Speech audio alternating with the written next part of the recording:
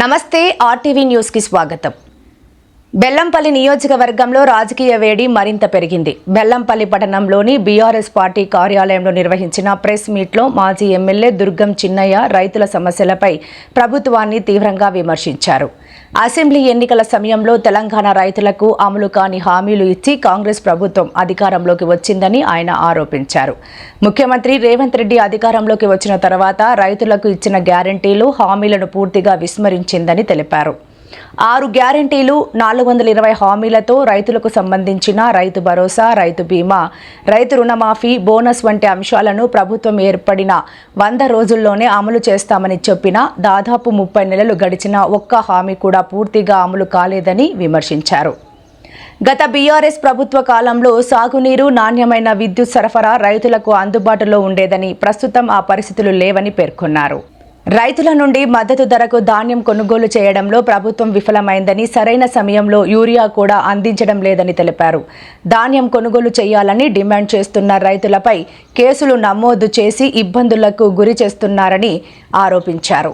ప్రభుత్వం ఇప్పటికైనా తన తీరు మార్చుకుని రైతులకు ఇచ్చిన అన్ని హామీలను వెంటనే అమలు చేయాలని, ఎలాంటి ఆంక్షలు లేకుండా ధాన్యం కొనుగోలు చేయాలని, రైతులకు సరిపడా యూరియా సరఫరా చేయాలని డిమాండ్ చేస్తున్నారు.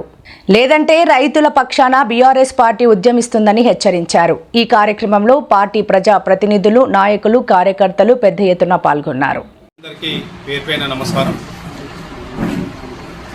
ఈరోజు రైతుల పక్షాన, రైతు క్షేమం కోరే పార్టీ బీఆర్ఎస్ పార్టీ పక్షాన ఈరోజు బెల్లంపల్లిలో రైతులు పడుతున్న కష్టాలను ఈరోజు ప్రెస్ మిత్రుల ద్వారా ఈ సమాజానికి తెలియజేస్తూ, ఈ ప్రభుత్వాన్ని ఆనాడు ఎన్నికల సమయంలో ఈ ప్రభుత్వం పెద్దలు, ఈనాటి ముఖ్యమంత్రి రేవంత్ రెడ్డి కావచ్చు, ఇక్కడ ఉన్నటువంటి శాసనసభ్యులు కావచ్చు, కాంగ్రెస్ నాయకులు కావచ్చు, రైతులను ఏ విధంగా మోసం చేసిండ్రు, ఏ విధంగా మాయమాటలు చెప్పి ఆనాడు కేసీఆర్ గారు 10,000 రూపాయలు రైతు బంధిస్తున్నాడు, మేము 15,000 రూపాయలు ఇస్తాం. రైతులకు ఆనాడు మరి 2 పంటలకే రైతు బంధిస్తున్నాడు కేసీఆర్ గారు, నేను 3 పంటలకు ఇస్తా అని చెప్పేసి ఆ రోజు మాట ఇచ్చి అబద్ధాలు చెప్పి ఇవాళ గద్దెనెక్కినటువంటి ఈ రేవంత్ రెడ్డి, ఈ అబద్ధాల కోరు రేవంత్ రెడ్డి మరి ఈరోజు రైతుల నట్టి విరిగే విధంగా వారికి మోసం చేసినటువంటి సందర్భాన్ని ఈ సందర్భంగా నేను గుర్తు చేస్తూ, మరి రైతు బంధు లేదు, వల్ల రైతు బీమా ఆనాడు కేసీఆర్ గారు మరి ఒక రైతు చనిపోతే వారి ఖాతాలో దినచర్య కాకముందే 9 రోజులలో ఎవరి ప్రమేయం లేకుండా, ఏ దళారులు లేకుండా మధ్యలో నేరుగా కుటుంబానికి 5 లక్షల రూపాయలు ఇచ్చి ఆదుకున్నటువంటి సందర్భం ఆనాడు. కానీ ఆ స్కీమును కూడా ఇవాళ ఎత్తివేసి రైతులను మోసం చేసింది కాంగ్రెస్ ప్రభుత్వం. అందుకోసమనే ఇవాళ రైతుల పక్షాన మరి బీఆర్ఎస్ పార్టీ నిలబడి ఆనాడిచ్చినటువంటి మాట నెరవేరేంత వరకు ఈ ప్రభుత్వాన్ని నిలదీసి తప్పకుండా రైతుల పక్షాన నిలబడతామనే విషయాన్ని ఈ సందర్భంగా నేను మనవి చేస్తున్నా. మరి ఆనాడు రైతులకు 24 గంటల కరెంటును రైతులకు అందజేస్తే ఫ్రీగా, మరి ఈనాడు 5 గంటలు 6 గంటలు కూడా కరెంటు ఇవ్వలేని పరిస్థితి ఈ ప్రభుత్వాన్ని. అంతేకాకుండా ఇవాళ కరోనా కష్టకాలంలో 7,000కు పైగా కొనుగోలు కేంద్రాలు పెట్టి ప్రతి రైతు కళ్ళం మీద ఇవాళ కళ్ళాల వద్దకే వెళ్ళి ఇవాళ ఆనాడు ప్రభుత్వం బీఆర్ఎస్ పార్టీ ప్రభుత్వం కేసీఆర్ గారి నాయకత్వంలో మరి కొనుగోలు చేస్తే కొండంత అండగా నిలబడి ఆనాడు కేసీఆర్ గారు అంత కష్టంలో కూడా రైతు పంటను, అన్ని పంటలను కూడా ఉన్నటువంటి సందర్భం. కానీ ఈనాడు రైతు పండించినటువంటి పంటను కూడా ఇవాళ కొనుగోలు చేయకుండా రైతులను ఇబ్బంది చేసినటువంటి సందర్భం మనం చూసినాం. అంతేకాకుండా ఇవాళ మద్దతు ధర మరి ఒక వరి ధాన్యానికే కాకుండా ఆనాడు కేసీఆర్ గారు మొక్కజొన్న, జొన్న, శనగ, కందులు, పెసర్లు, సన్ఫ్లవర్, సోయాబీన్ ఇలాంటి పంటలను కూడా ఆనాడు బీఆర్ఎస్ ప్రభుత్వం కొనుగోలు చేసింది. కానీ ఈనాడు మాత్రం వరి ధాన్యానికే మేము గిట్టుబాటు ధర ఇస్తామని చెప్పేసి మాట్లాడుతున్నది ఈ కాంగ్రెస్ ప్రభుత్వం.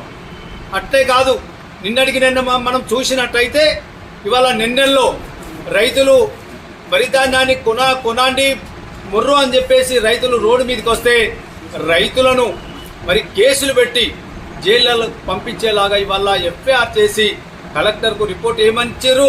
ఇవాళ వీళ్ళంతా కూడా రైతులు కాదు, ఇవాళ వీళ్ళు టీఆర్ఎస్ కార్యకర్తలు కాబట్టి మేము కేసు పెట్టామని చెప్పేసి పోలీసులు ఇవాళ రిపోర్టు కలెక్టర్ గారికి పంపడం జరిగింది. ఇది ఎంతవరకు సమంజసం అని చెప్పేసి నేను ఈ ప్రభుత్వాన్ని ప్రశ్నిస్తున్నాం.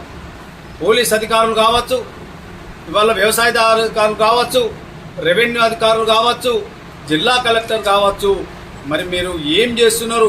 ప్రజల పక్షాన నిలబడి పనిచేయాల్సిన అధికారులే ఇవాళ ప్రభుత్వానికి ఇవాళ అండగా నిలబడి వాళ్ళు చేస్తున్నటువంటి దౌర్జన్యాలకు, వాళ్ళు చేస్తున్నటువంటి మోసాలకు మీరు అండగా పడుతున్నారా అని చెప్పేసి నేను ఇవాళ అధికారులను నేను ప్రశ్నిస్తున్నా. ఇవాళ ఈ విధంగా నిన్నటికి నిన్న ఇవాళ ఈ రాజ్యాంగంలో, ఈ సమాజంలో గతంలో 40-50 సంవత్సరాల నుంచి కూడా సొసైటీలు ఏదైతే ఉన్నాయో, ప్రాథమిక వ్యవసాయ సంఘాలు ఏదైతే ఉన్నాయో, మరి ఎన్నికల ద్వారా ఎన్నుకొని సహకార సంఘాలు చైర్మన్లు ఎన్నుకుంటాం. ఇవాళ గతంలో ఎన్నో పార్టీలు మారినాయి.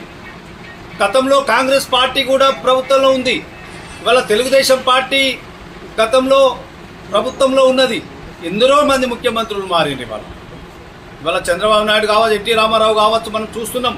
మనకు తెలిసిన దగ్గర నుంచి ఎన్టీ రామారావు గారు, చంద్రబాబు నాయుడు గారు, అట్లాగే వైఎస్ రాజశేఖర రెడ్డి గారు, రోషయ్య గారు, అట్లాగే కిరణ్ కుమార్ రెడ్డి గారు, ఇట్లా ఎందరో మంది ముఖ్యమంత్రులు మారింది. కానీ ఇంత ఘోరమైనటువంటి, ఇంత దౌర్భాగ్యమైనటువంటి పరిస్థితి మనం ఎన్నడూ చూడలే. కానీ ఇవాళ ఈ ప్రభుత్వం ఏం చేస్తుంది? నియంత పాలన. ఇవాళ రేవంత్ రెడ్డి పాలన ఇవాళ నియంత పాలనలాగా ఆ ఎన్నికలు మొత్తం రద్దు చేసి ఇవాళ నామినేట్ పదవులు ఇస్తామని చెప్పేసి ఇవాళ కాంగ్రెస్ నాయకులు వాళ్ళ కార్యకర్తలకు ఇవాళ ఆ చైర్మన్ పోస్టులు ఇచ్చే పరిస్థితి ఇవాళ తీసుకొచ్చింది ఈ ప్రభుత్వం. ఎంత దౌర్భాగ్యం! ఇవాళ రైతుల విషయంలో కూడా ఇవాళ రాజకీయాలు చేస్తున్నటువంటి సందర్భం మనం చూస్తున్నాం. అందుకే మరి తప్పకుండా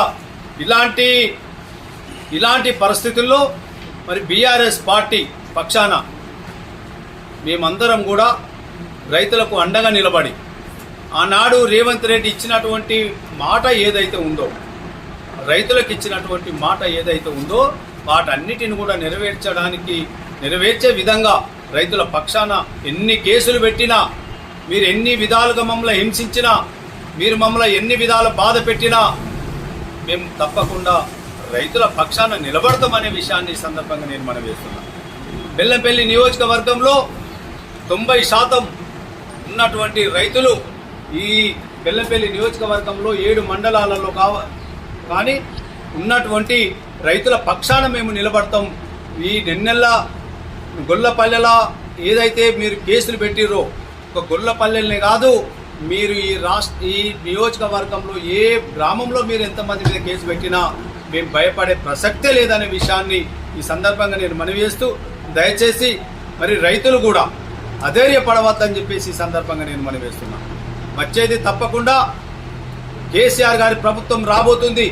మళ్ళీ కేసీఆర్ గారు రైతు పక్షపాతిగా నిలబడి మిమ్మల్ని కాపాడుకునే బాధ్యత మరి కేసీఆర్ గారు భుజాల మీద పెట్టుకొని తప్పకుండా మరి పనిచేస్తారు. మనకందరికీ తెలుసు కాబట్టి మీరందరూ కూడా మరి ధైర్యంగా ఉండాలని చెప్పేసి నేను మనవి చేస్తూ, మరి ఈ సంవత్సరం మీరు చూస్తున్నారు, మరి పోయిన సంవత్సరం నుంచి కూడా యూరియా బత్తాలు లేక రైతుల యొక్క వడ్ల కొనుగోలే కాకుండా విత్తనాలు కావచ్చు, యూరియా బస్తాలు కావచ్చు, ఇట్లా ఎన్నో విధాలుగా ప్రాబ్లం చేస్తున్నారు. ముఖ్యంగా మేము యాప్ అనేదో యూరియాకు బస్తాల కోసం యాప్ అనేదో పెట్టిండ్రు. ఆ యాప్తోని వల్ల రైతులకు ఇబ్బంది అవుతున్నది. కొనుగోలు కేంద్రాలలో యూరియా బస్తాలు దొరుకుతలేవు, కానీ దళారుల దుకాణాలలో మాత్రం మీకు యూరియా బస్తాలు దొరుకుతున్నాయి. ఉదాహరణకు మొన్ననే కాసిపేటలో డీలర్ దగ్గర రైతులకు ఇచ్చడానికి కుదుర బస్తాలు లేవు, కానీ వాళ్ళు దొడ్డి దారిన వాళ్ళ గోదాములలో పెట్టుకొని ఒక్కొక్క బస్తకు 100 రూపాయలు ఎక్కువ చొప్పున ఇవాళ అమ్మే పరిస్థితి మొన్ననే మనం టీవీలలో వార్తలలో మనం చూసినాం. అంటే ఆ యాప్ అనేది ఒకటి పెట్టి కాంగ్రెస్ కార్యకర్తలకు దళారులకు ఇవాళ దోచిపెట్టే కార్యక్రమాన్ని ఈ కాంగ్రెస్ ప్రభుత్వం చేస్తున్నది, రైతుల నడ్డి విరిచే కార్యక్రమం చేస్తున్నది. కాబట్టి